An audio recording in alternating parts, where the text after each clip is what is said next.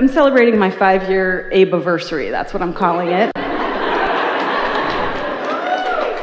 In 5 years of hearing what you say and applying it in my life, I've never worked full-time again since my first workshop with you. I am in the least amount of debt that I've ever been in, and the only debt that I have is one fabulous money-making property, and all the other properties have been paid for. And I'm so thankful. I'm just so thankful that you're doing what you're doing, and I'm so thankful that I care about what my life is like enough to listen to what you're saying. And I've done it right, I've done it wrong, I've done it all. And thank you.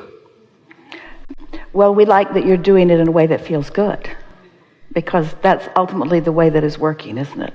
People talk about success, and we know you're having a lot of it. And we always like to say that the joy factor is the success factor, because everything else will follow. Once you get that in place, then all the other things have to follow that. Yeah, really good.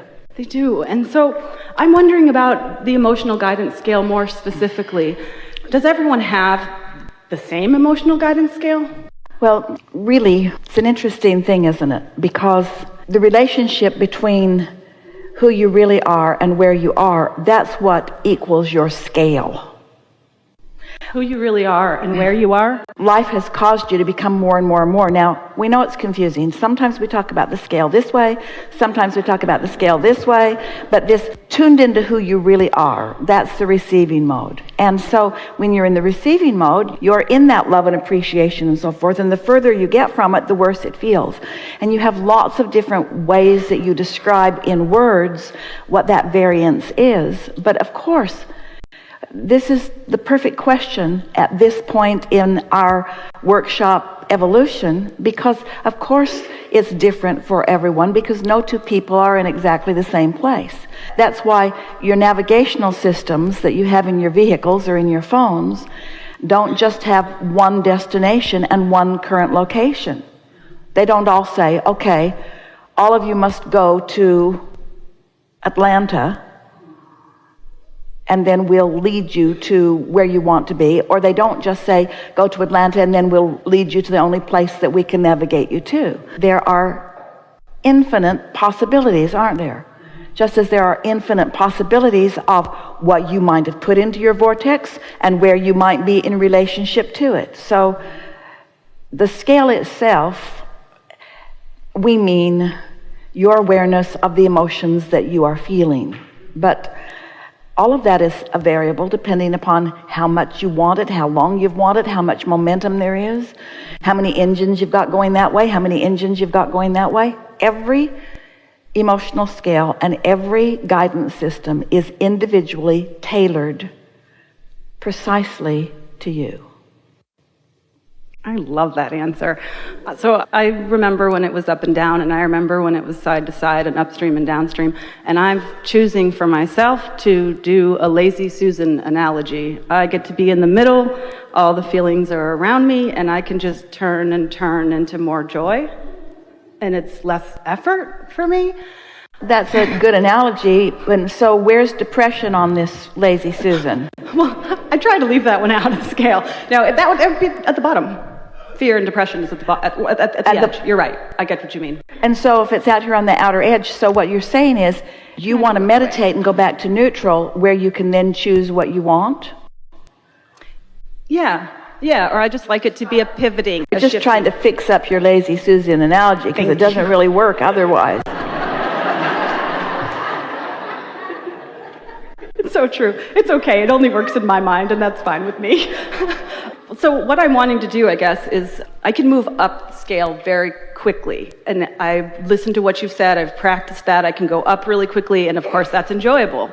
I'm less satisfied with how quickly I can move down the scale, and I really appreciate the last hot seater for a million reasons, but he touched upon that idea that sometimes you're not as aware, and you dip into something that you're not wanting to feel. But isn't it a good thing if you're not aware that it gets big enough that you become aware of it? What's the big deal in that? Step 1 is ask, you know about that, blah, blah, blah. Step 2 is answer, you know about that. Your inner being holds your vortex, blah, blah, blah, you know about that. Step 3 is you got to get in the receiving mode. We've talked about that all day. Step 4 is you become a master at being in the receiving mode.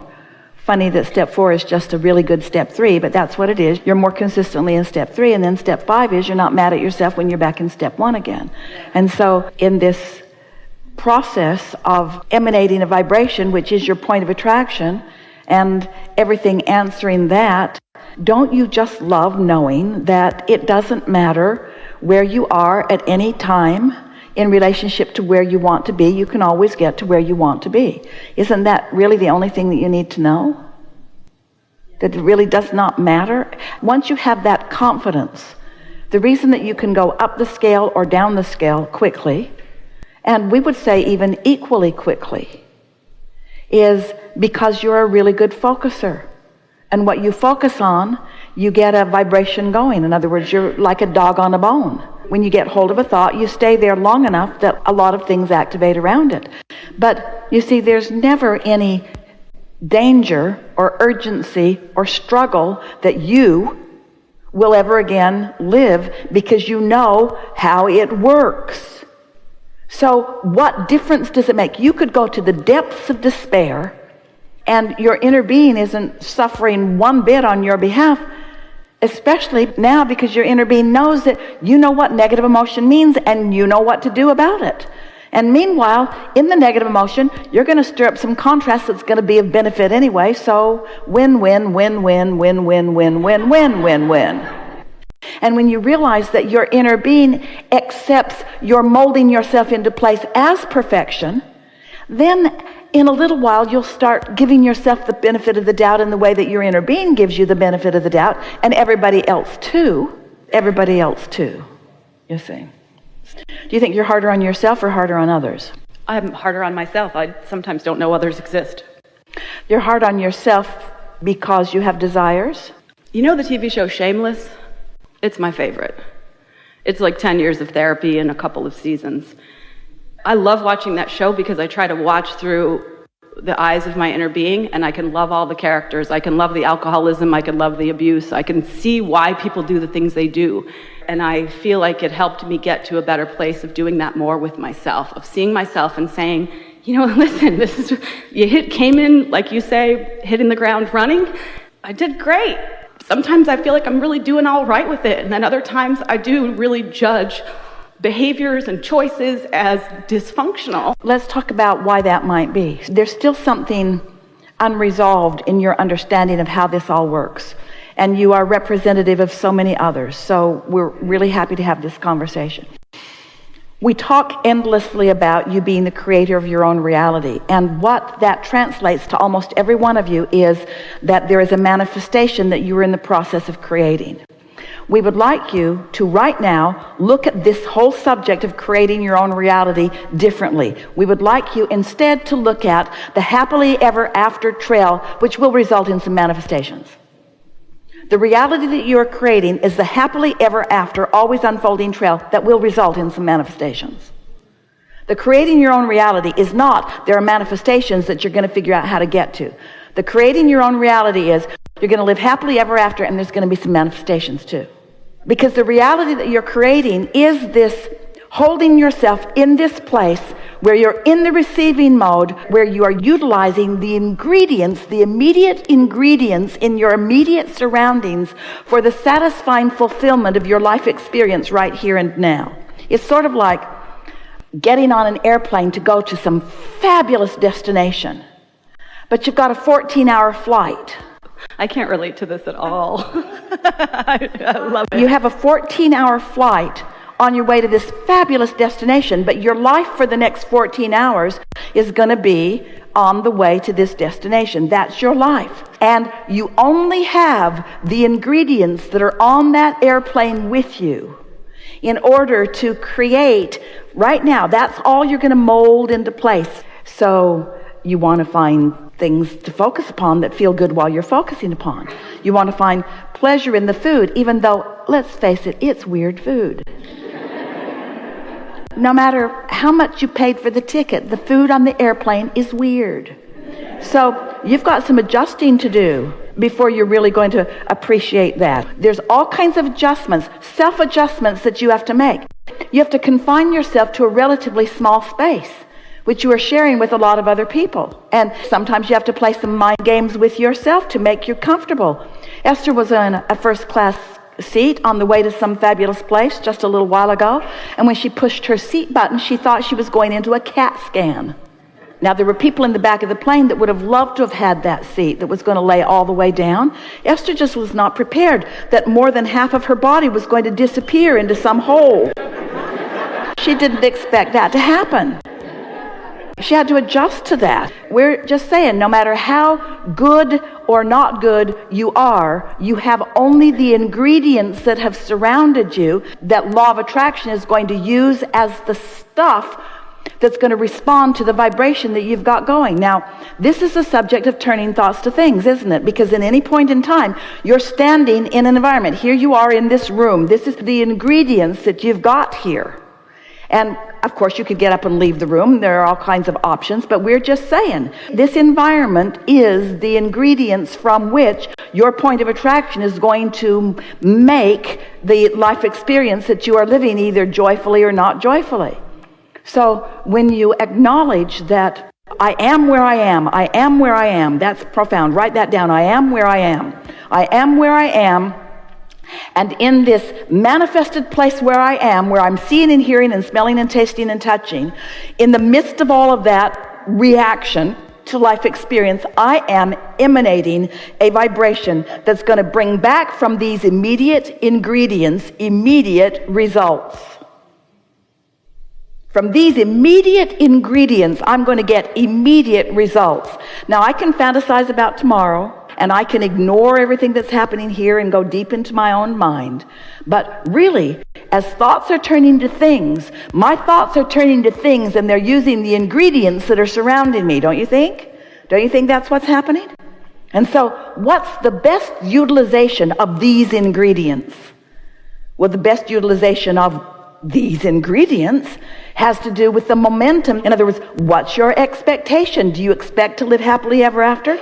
Do you expect these flight attendants to be wonderful? Do you expect your pilot to be skilled? Do you expect the temperature of the cabin to be comfortable? Do you expect to thrive during this environment? In other words, what are you evoking from these ingredients? And you can't just start now.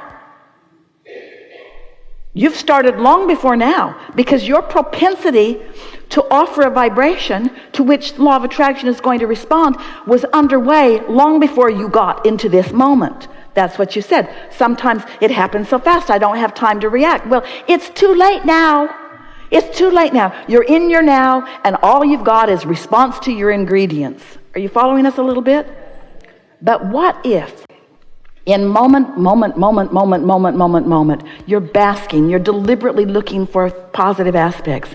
You're feeling good about who you are. You're taking care of yourself. You're breathing deeply. What if you have for a while cared about how you feel, so much so that you haven't been trying to solve problems, you've been basking about things, you haven't been criticizing people and demanding results, you've been appreciating them and enjoying who they are. What if you've tuned yourself to that high frequency of your inner being, and now you and your inner being are surrounded by ingredients that are going to prove so delightful to you?